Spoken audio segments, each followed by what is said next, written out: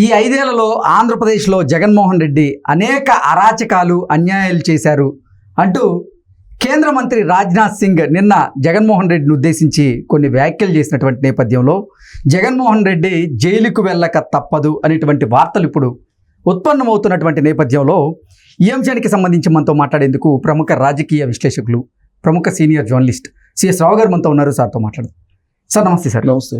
Sir, Rajnath Singh గారు నిన్న జగన్మోహన్ రెడ్డిని ఉద్దేశించి కొన్ని సంచలనమైనటువంటి వ్యాఖ్యలు చేశారు. జగన్మోహన్ రెడ్డి సీఎం అయిన తర్వాత ఈ 5 ఏళ్లలో ఆంధ్రప్రదేశ్లో జగన్మోహన్ రెడ్డి ఎన్నో అరాచకాలు అన్యాయాలు చేశారు, ఎంతో అవినీతికి పాల్పడ్డారంటూ ఆయన కొన్ని వ్యాఖ్యలు చేసినటువంటి నేపథ్యంలో త్వరలో జగన్మోహన్ రెడ్డి జైలుకు వెళ్ళక తప్పదు అంటూ ఆయన కామెంట్ చేసినటువంటి నేపథ్యంలో ఏంటి సార్, నిజంగా జగన్మోహన్ రెడ్డి రానున్న రోజుల్లో జైలుకు వెళ్ళక తప్పదా అంటే ఏం చెప్తారు?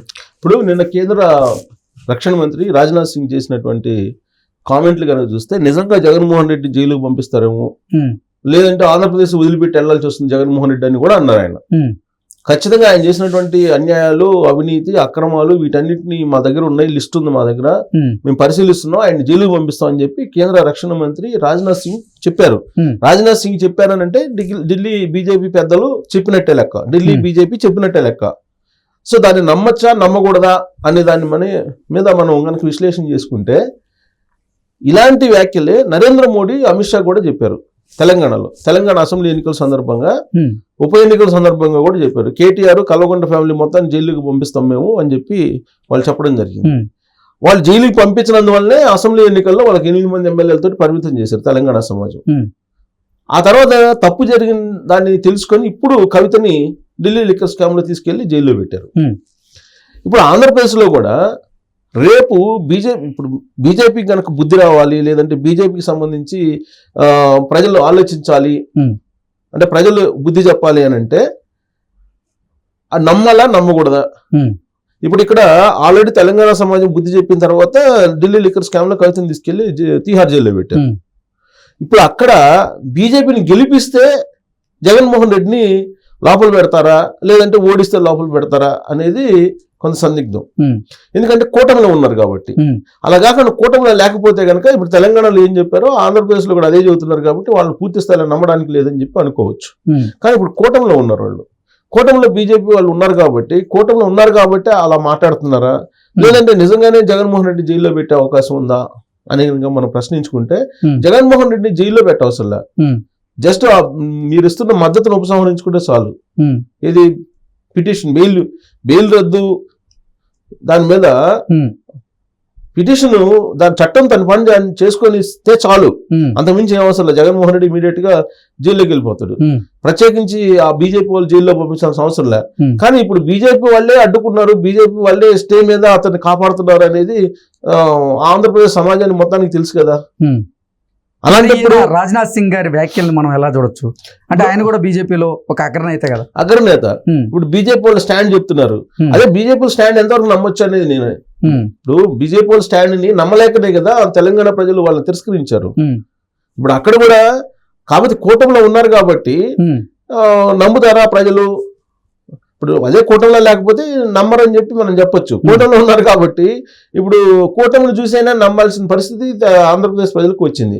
అట్ ద సేమ్ టైం వాళ్ళకి వచ్చే సందేహం ఏంది, అసలు జగన్మోహన్ రెడ్డిని అవినీతి అక్రమాలు అన్ని తెలిసినటువంటి వాళ్ళే ఆయనే చెప్పారు నిన్న, అన్ని తెలుసు, మా దగ్గర లిస్ట్ ఉంది మొత్తం అనేది, liquor scam, mine scam, sand scam ఆయనే చెప్పాడు ఇవన్నీ కూడా. మరి ఇంత ఇన్ఫర్మేషన్ ఉన్నప్పుడు మీరు ఎందుకు చర్యలు తీసుకోవట్లేదు? ఇప్పుడు చర్యలు తీసుకుంటే ఎవరైనా వద్దంటారా? గత 5 సంవత్సరాల నుంచి జగన్మోహన్ రెడ్డి నరేంద్ర మోడీ తోటి అంటగాగుతున్నారు. నరేంద్ర మోడీ, జగన్మోహన్ రెడ్డి ఇద్దరు ఒకటే అని చెప్పి ఆంధ్రప్రదేశ్ లో చిన్న పిల్లోడిని అడిగినా చెప్తారు. అదేం నగ్న సత్యం, అదేం పెద్ద సీక్రెట్ ఏం కాదు. ఇవాళ కూడా జగన్మోహన్ రెడ్డి నరేంద్ర మోడీ దగ్గర చక్రం తిప్పుతున్నాడు అనేది అందరికీ తెలిసిన విషయమే. ఆ విషయాన్ని రఘురామకృష్ణరాజే చెప్పాడు. నరసాపురం విషయంలో ఆయన టికెట్ రాకుండా చేసింది కూడా జగన్మోహన్ రెడ్డి అండ్ టీం అనేది. జగన్మోహన్ రెడ్డి టీం అంటే బీజేపీలో ఉండేటువంటి జగన్మోహన్ రెడ్డి బ్యాచ్ అని. మరి అలాంటప్పుడు నువ్వు జగన్మోహన్ రెడ్డిని అరెస్ట్ చేస్తారంటే నమ్మాలా? ఎలా నమ్ముతారు? కాకపోతే ఏంటంటే ఆయన వచ్చిన సందర్భం ఏంటంటే అనకాపల్లి ఎంపీ క్యాండిడేట్ గా అతను సుజనా రమేష్ అని అతను నామినేషన్ వేస్తున్నాడు. ఆ రమేష్ నామినేషన్ వేస్తున్నాడు కాబట్టి రమేష్ ఏదో పర్సనల్ రిక్వెస్ట్ చేశారు కాబట్టి వచ్చారు. వచ్చినటువంటి సందర్భంగా ఆ వేదిక మీద నుంచి అక్కడ బీజేపీ తరపు నుంచి రమేష్ పోటీ చేస్తున్నారు కాబట్టి ఉమ్, ఆయన ఆ ప్రసంగంలో గతంలో నరేంద్ర మోడీ ఇచ్చినటువంటి ప్రసంగం వల్ల నష్టం జరిగింది ఉమ్, అని చెప్పి బహుశా చెప్పుండొచ్చు. ఉమ్, చెప్తే ఈయన రాజ్నాథ్ సింగ్ ఆ విధమైనటువంటి వ్యాఖ్యలు చేసి ఉండొచ్చు. ఉమ్, ఇది ప్రజల్ని ఏదో కొంత సంతృప్తి పరచడానికి. ఉమ్. అంతే తప్ప రియల్ యాక్షన్ కనుక చూస్తే ఎక్కడుంది? రియల్ యాక్షన్ ఎక్కడుంది? ఆంధ్రప్రదేశ్ ప్రజలు అంత అమాయకులు కాదు కదా. అంటే ఇప్పుడు ఆంధ్రప్రదేశ్లో రాజ్నాథ్ సింగ్ గారి వ్యాఖ్యల్ని అంత సీరియస్ గా తీసుకోవాల్సిన అవసరం లేదంటారు. ఎలా ఉంటుంది? ఎలా సీరియస్ గా ఎలా తీసుకుంటారు? ఆంధ్రప్రదేశ్ ప్రజలు అమాయకుల? చదువుకున్న వాళ్ళు మేధావులు చాలా మంది ఉన్నారు అక్కడ. ఉమ్. చదువుకున్న వాళ్ళు ఉన్నారు. ప్లస్ ఆయన రాజ్నాథ్ సింగ్ వేదిక గారి వ్యాఖ్యల తర్వాత ఎన్నికల కంటే ముందే జగన్ గారు అరెస్ట్ అయ్యే అవకాశం ఉందంటూ కూడా కొన్ని వార్తలు అయితే వచ్చాయి సార్. అసలు సమస్య లేదు దానికి. ఎన్నికల ముందు అరెస్ట్ అయ్యేటువంటి అవకాశమే లేదు. ఉమ్, ఎన్నికలు ఆల్రెడీ మే 13వ తారీఖున ఉమ్, ఎన్నికల ముందు వీళ్ళకి అరెస్ట్ చేసే ధైర్యం ఎక్కడుంది అసలు? ఎందుకు చేస్తారు? చేయరు. చేసే అవకాశమే లేదు ఎన్నికల ముందు.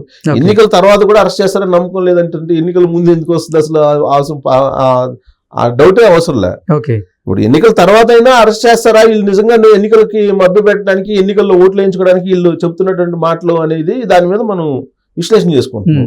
ఇప్పుడు జరిగినటువంటి పరిణామాలను కనుక తీసుకుంటే కనుక గత 5 సంవత్సరాల నుంచి జరిగినటువంటి పరిణామాలు, అలాగే కేసీఆర్కి, జగన్మోహన్ రెడ్డికి, మోడీకి మధ్య నడుస్తున్నటువంటి త్రిముఖ బంధాలు, ఉమ్, ఇవన్నీ కనుక చూస్తుంటే కనుక అసలు రాబోయే రోజుల్లో వీళ్ళు జగన్మోహన్ రెడ్డిని అసలు ఏమీ చేయలేరు, కేవలం ఓట్లు వేయించుకునేదానికి బీజేపీ వాళ్ళు నాటకాలు ఆడుతున్నారని చెప్పి మనం విశ్లేషణ చేసుకోవచ్చు. దానికి కారణం ఏంటంటే అసలు జగన్మోహన్ రెడ్డే నాకు రాజకీయాలకు అతీతంగా నరేంద్ర మోడీతో బంధం ఉందని చెబుతున్నాడు. ఉమ్, అక్కడేమో నరేంద్ర మోడీ జగన్మోహన్ రెడ్డి చెప్పినట్టు చేస్తున్నారు. ఉమ్, అనేదానికి ఉదాహరణ ఏంది? ఆంధ్రప్రదేశ్ చీఫ్ సెక్రటరీని, డీజీపీని ఇంతవరకు మార్చలేకపోయారు. ఉమ్, వాళ్ళు డైరెక్ట్ గా ప్రధానమంత్రి మోడీ సభని వాళ్ళు డిస్టర్బ్ చేసేదని ప్రయత్నం చేశారని కేంద్ర నిఘా వర్గాలే ఇచ్చింది కదా రిపోర్టు. ఉమ్, ఎన్నికల సంఘం కూడా ఇచ్చింది కదా. ఉమ్, అయినా కానీ చీఫ్ సెక్రటరీని మార్చలేదు కదా, లేదు డీజీపీని మార్చలేదు కదా. ఉమ్, ఇప్పుడు మన పెన్షన్లో 33 మంది చనిపోయారు. 33 చనిపోతేనే ఇంకా ఇప్పటి వరకు లేదు. మరి అలాంటప్పుడు ఇప్పటివరకు చీఫ్ సెక్రటరీని మార్చలేదు. కానీ వైఎస్ఆర్ కాంగ్రెస్ పార్టీ చేస్తున్నటువంటి అరాచకాలను ఏమైనా అడ్డుకుంటున్నారంటే అది లేదు. ఉమ్, జగన్మోహన్ రెడ్డి అరెస్ట్ చేసే ధైర్యం ఉందా వీళ్ళకి అసలు? ఓకే. బీజేపీకి నిజంగా అరెస్ట్ చేయవసరం ప్రత్యేకంగా ఆయన్ని. ఉమ్, జస్ట్ చట్టం తన పని చాలు చేసుకొని పోనిస్తే చాలు, బెయిల్ రద్దు అయిపోద్ది. బెయిల్ రద్దు అయితే సిబిఐ కోర్టుకు ప్రతి శుక్రవారం రావాలనే సంగతి అందరికీ తెలుసు కదా. జగన్మోహన్ రెడ్డికి మినహాయింపు వ్యక్తిగతంగా ఇచ్చారు కదా. ఎందుకు ఇస్తారు? ఆలోప్ షడన్గా బీజేపీ సపోర్ట్ లేకపోతే అదేమంటే బీజేపీ వాళ్ళే అంటారు కోర్టులకి మాకే సంబంధం ఉంది, ఎలక్షన్ కమిషన్కి మాకే సంబంధం ఉంది అని చెప్పి అంటారు. కానీ సంబంధం ఉందా లేదనేది అందరికీ తెలుసు. ఇప్పుడు పైన గవర్నమెంట్, ఇప్పుడు సిబిఐ కానీ లేకపోతే ఈడీ కానీ లేదంటే ఇన్కమ్ ట్యాక్స్ కానీ ఎవరి ఆధ్వర్యంలో పనిచేస్తాయి? కేంద్ర హోంశాఖ రివ్యూ చేస్తుందా లేదా? రివ్యూ చేస్తున్నప్పుడు ప్రభుత్వంలో ఉన్నటువంటి వాళ్ళు మాట్లాడింటారా లేదా? కాబట్టి జడ్జెస్ మేము చట్టం తన పని చేసుకొని అడ్డుకుంటున్నారా బీజేపీ వాళ్ళు అంటే, సరే అడ్డుకుంటున్నారా లేదనేది మొత్తం భారతదేశానికి తెలుసు. అఫీషియల్గా మనం చెప్పినా చెప్పకూడదు వాస్తవంగా అఫీషియల్గా, బట్ అడ్డుకుంటున్నారు లేదని మొత్తం ప్రపంచం మొత్తానికి తెలుసు, భారతదేశానికి బాగా తెలుసు, ఆంధ్రప్రదేశ్ ప్రజలకు బాగా తెలుసు. కాబట్టి చట్టం తన పని తాను చేసుకొని పోనిస్తే చాలు, మీరే ప్రత్యేకంగా అరెస్ట్ చేయించే అవసరం లేదు జగన్మోహన్ రెడ్డిని. చట్టం తన పని జాయిన్ చేస్తే ఆయన జైల్లోకి వెళ్ళిపోతారు.